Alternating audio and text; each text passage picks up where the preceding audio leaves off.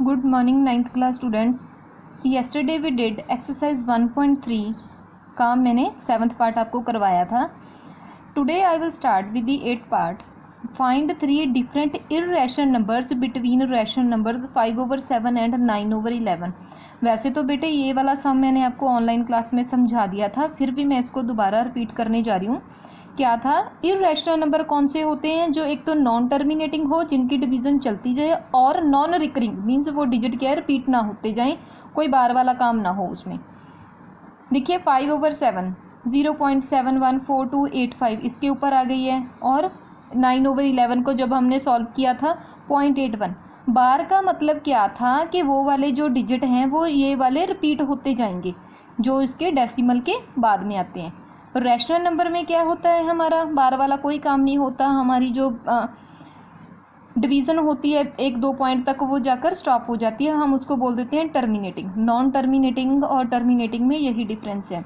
जब ये वाला मैंने 5/7 को डिवाइड करके देखा तो ये वाली मेरी जो डिवीज़न के आंसर थे, ये वाले पॉइंट डेसिमल के बाद वाले, वो रेपिटेशन में आ रहे थे. और ऐसे ही 9/11 के मैंने इन दोनों के बीच में फाइंड आउट करने थे. I will start with 0.730. जब मैं इनके बीच के इर्रेशनल नंबर फाइंड आउट करूंगी तो कौन सा आएगा? 0.730, 7300, 73000. ठीक है, ऐसे 0.75, 750, 75. ठीक है, ऐसे ही हम इसको लिख सकते हैं. 0.75 के बाद हम 0.77 भी लिख सकते थे, वो हमारी इच्छा है. ठीक है, बट मैंने कौन सा ले लिया? 0.79079 लाइक दिस. ये तो थे मेरे इर्रेशनल नंबर्स 5/7 एंड 9/11 के बीच. ठीक है, ये वाला सम तो हम ऑनलाइन क्लास में कर चुके हैं. Now I will continue with the 9th part. Classify the following numbers as rational और इर्रेशनल. अभी मैंने बताया है कि रैशनल का कौन सा होता है, जिसकी जो डेसिमल एक्सपेंशन है, इसको हम डेसिमल एक्सपेंशन बोलते हैं, अगर तो उसके पीछे कोई डॉट वगैरह ना आए, दैट इज टर्मिनेटिंग. ठीक है, टर्मिनेटिंग होगी, और उसको हम क्या बोल सकते हैं? रैशनल नंबर की होगी जो डेसिमल एक्सपेंशन, वो टर्मिनेटिंग. अगर डॉट्स आ रहे हैं तो उसकी कौन सी, वो क्या होगा? Irrational number. देखिए √23 था, स्क्वायर रूट 23 मैंने आपको कल सिखाया था क्लास में. 23 को हम स्क्वायर रूट में कैसे सॉल्व करते हैं. ये आ गई बेटे मेरी डेसिमल एक्सपेंशन, और ये डेसिमल एक्सपेंशन यहाँ पर पीछे डॉट्स आ रहे हैं, मीन्स ये चलती जा रही है, ख़त्म नहीं होगी. तो ये डेसिमल एक्सपेंशन कौन सी है? Non terminating and non recurring. Non recurring का मतलब क्या था? ये जो डिजिट हैं वो रिपीट नहीं हो रहे हैं. Next is square root 225.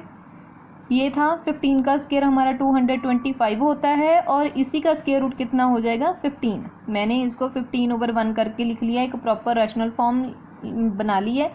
P/Q, तो वो हमारी कौन सी होती है? Rational number. नेक्स्ट है बेटे मेरा जो डेसिमल एक्सपेंशन ही मुझे दी हुई है 0.3796. आगे इसके कोई डॉट नहीं है, यहीं पर स्टॉप है, मीन्स ये क्या होगी? डेसिमल एक्सपेंशन हमारी क्या है? टर्मिनेटिंग, ख़त्म हो गई है. टर्मिनेटिंग किसकी होती है? डेसिमल एक्सपेंशन, जो क्या होता है? एक रैशनल नंबर. Next is 7.478478. देखिए यही वाले तीनों डिजिट डेसिमल के बाद वाले रिपीट हो रहे हैं. ठीक है, और डैश डैश डैश. हम बार किसके ऊपर लगाते हैं? जितने भी डिजिट रिपीट होते हैं, तीनों डिजिट रिपीट हो रहे हैं और तीनों के ऊपर ही यहाँ पर बार लग जाएगी. डैश डैश आ रहा है, मीन्स ये चल रहे हैं, तो ये क्या होगी? Non terminating. नॉन टर्मिनेटिंग तो है, रिकरिंग, रिपीट हो रहे हैं. नॉन रिकरिंग और नॉन रिकरिंग एंड रिकरिंग में क्या डिफरेंस है? मीन्स डिजिट्स क्या हैं? वो रिपीट में है, रेपिटेशन में है, रिपीट हो रहे हैं. इसमें क्या है? Non repeating. मान लीजिए किसी एक नंबर पर पॉइंट के बाद 4, 5, 7 है, ये 4 तो अकेला रिपीट हो जाएगा, पर ये पूरा 5, 7, 4, 5, 7 नहीं रिपीट होना चाहिए. ठीक है, मीन्स बार वगैरह का नहीं होना चाहिए. नेक्स्ट इज 1.101001, फिर 3 टाइम्स 0, 1, 0, 0, 0, 0, 1. ये क्या है? इनफाइनाइटली ये चलती जा रही है. ये क्या है? नॉन टर्मिनेटिंग है, और जो डिजिट हैं वो नॉन रिपीटिंग. अभी मैंने बताया है कि जैसे 1.101, ठीक है, मान लीजिए कि हमारे ये 3 डिजिट हमने चेक करने के रिपीट हो रहे हैं कि नहीं हो रहे हैं, क्योंकि 1 के बाद फिर क्या आ रही है? 00 आ रही है. बट मेरा क्या था? पॉइंट के बाद 1 स्टार्ट हो रहा था. नॉन रिपीटिंग है, नॉन रिकरिंग भी बोल सकते हैं इनको। ये डेसिमल एक्सपेंशन चलती जा रही है, that is non terminating, non repeating, और वो कौन सा नंबर होता है, इर्रेशनल नंबर। स्टूडेंट्स ये तो थी हमारी एक्सरसाइज 1.3, आपने ये बिल्कुल अच्छे से करनी है। नाउ मैं अब नेक्स्ट एक्सरसाइज स्टार्ट करने जा रही हूँ, उसके मैंने फर्स्ट और सेकंड पार्ट करने हैं, प्लीज़ ध्यान से देखिए। हाँ जी बेटे, एक्सरसाइज 1.5 में क्या है, क्लासीफाई एज रैशनल और इरेशनल। ये कंसेप्ट आपको क्लियर है, इरेशनल और इरेशनल क्या होता है। फर्स्ट पार्ट क्या है, 2 - √5, 2 हमारा एज इट इज़ नंबर आ जाएगा, √5 की हमने वैल्यू फाइंड आउट कर ली। आंसर मेरा आएगा नेगेटिव, क्योंकि बेटा यहाँ पर मेरा अकेला 2 है, 2 मेरी वैल्यू छोटी है। इस 2 को मैं ऐसे भी लिख सकती हूँ 2.000 करके, ठीक है ना। और जब मैं इसमें से ये वैल्यू माइनस करूँगी तो ये मेरा आंसर आ जाएगा। डेसिमल एक्सपेंशन मेरी चलती जा रही है, नॉन टर्मिनेटिंग है और नॉन रिकरिंग, तो ये कौन सा हो जाएगा, इरेशनल नंबर। Next is 3.23 - √23।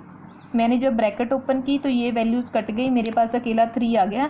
3 को मैंने 3/1 करके रैशनल फॉर्म में लिख लिया, that is the rational number.